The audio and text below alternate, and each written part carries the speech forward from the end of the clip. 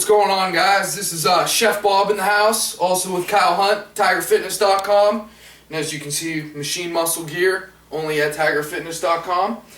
Today we're going to be making a new recipe. I have a couple other on the site as far as Mark has posted on the website. Today we're going to be making chocolate peanut butter donut holes. Sounds a little weird, sounds a little different, but 'tis the season coming up with Thanksgiving.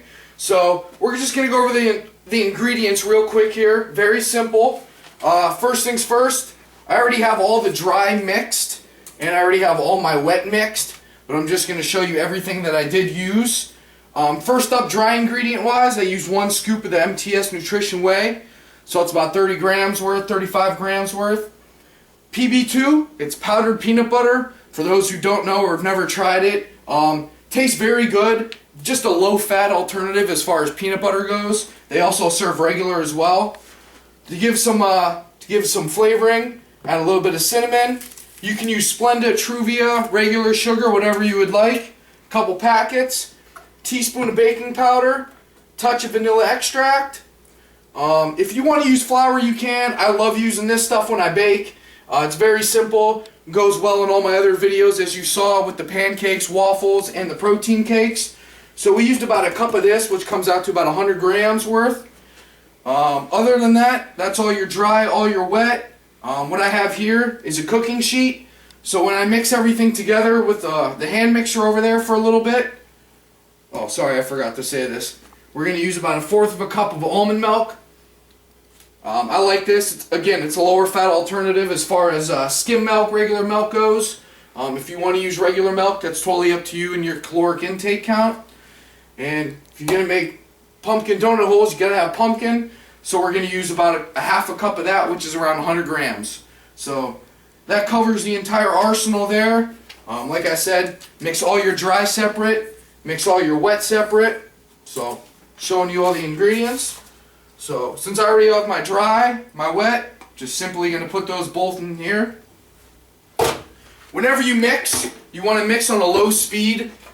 This goes for anything that you make, and as you've seen in my cheesecake videos or waffle videos, it helps keep the moisture in the final product, so that way when you do bake it or when you do cook it, it helps bind everything together. I usually go on the lowest speed, just mix it up. This batter is going to come out actually pretty thick, so when you do plop it on your cooking sheet, will rise very easily. It smells damn good, doesn't it? Yeah, it does. Woo.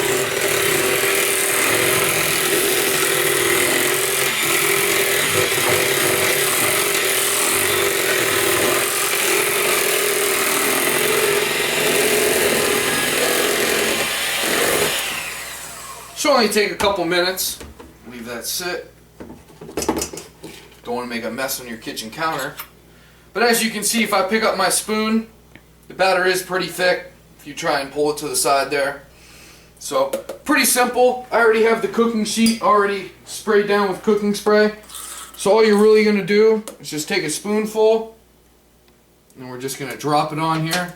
Just little holes like this. Just kind of put it together so it forms like a little donut when it comes out. They're probably going to look like little cookies. That's fine. You can try and make them real thick if you want, but they just kind of spread out on their own when they will cook. That's fine. So we might have little pumpkin cookies, so it's hard to say. And like I say, we'll complete the process for the rest. But other than that, when we put them all together, we're going to put them in the oven. It's preheated at 325, and you're going to put it in there for around 20-25 minutes. A good way to check when you're done, stick a toothpick in there or a fork, and it should come out clean. There should be no debris on it. But other than that, we're going to fire these up and we'll show you the finished product. So they came out more like cookies. Chocolate peanut butter donut hole cookies, whatever you want to call them. This was about 22 minutes. You can see they're starting to get golden brown. So we're going to pull them and let them sit. Let them cool for about a minute or two for your cookies here.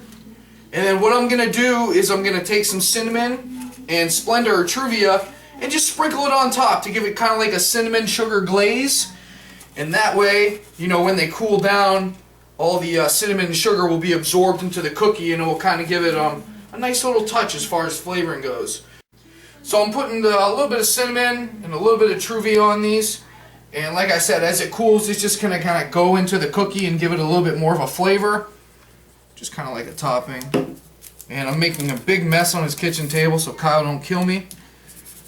But other than that, you let this cool for a bit and it will just kind of absorb as far as flavor goes. This was just half the recipe right here. The other half is still in the oven. They're just finishing up, but these ones cooked a little quicker. But other than that, pretty simple as far as cooking goes. Great little pre-workout snack, just a little cookie you can grab. Or if you're on the road and you're traveling and need something that you can just pack with you, little cookies like this, little donut holes, whatever you want to call them. They come out great, taste great, and you know, very easy and portable food. So other than that, another recipe that we got here, we got protein packed, you know, cookies.